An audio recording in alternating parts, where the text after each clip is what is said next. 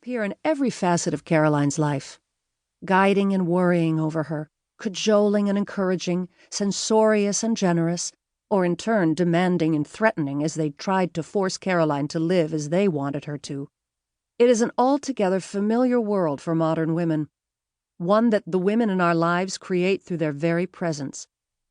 Caroline lived in a world of women, even if she is historically associated with famous men.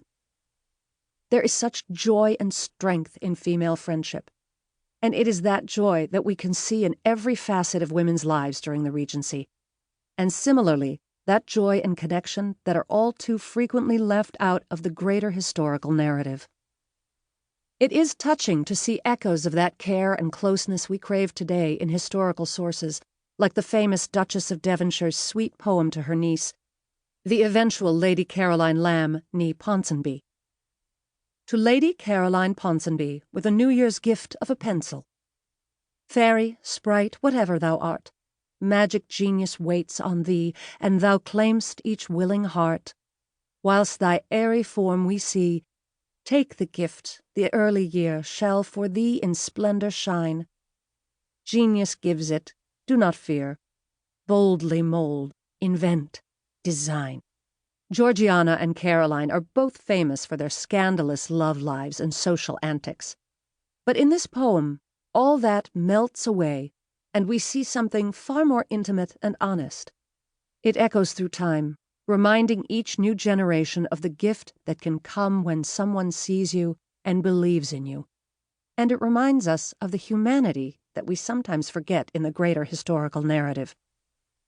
The bittersweet nature of these relationships can also be seen in Caroline's constant push and pull with her in-laws and friends who turned critics as her antics came right up to the edge and eventually over it of socially acceptable.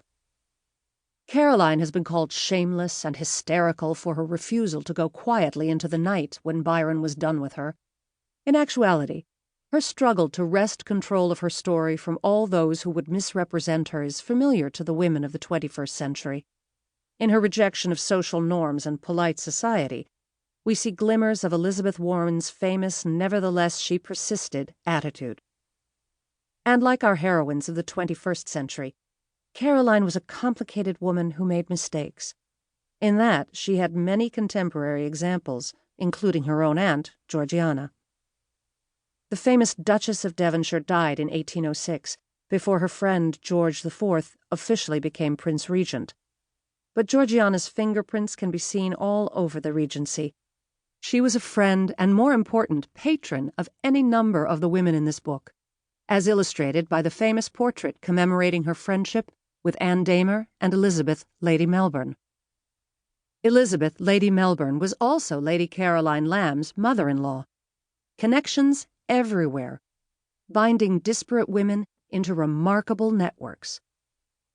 In choosing the women to feature in this book, I was faced with an interesting dilemma in considering who was truly a heroine of the Regency and what that meant. I have focused on women who contributed to the culture of a time period, which means, necessarily, that there are women featured who were prominent before and after this 10-year period.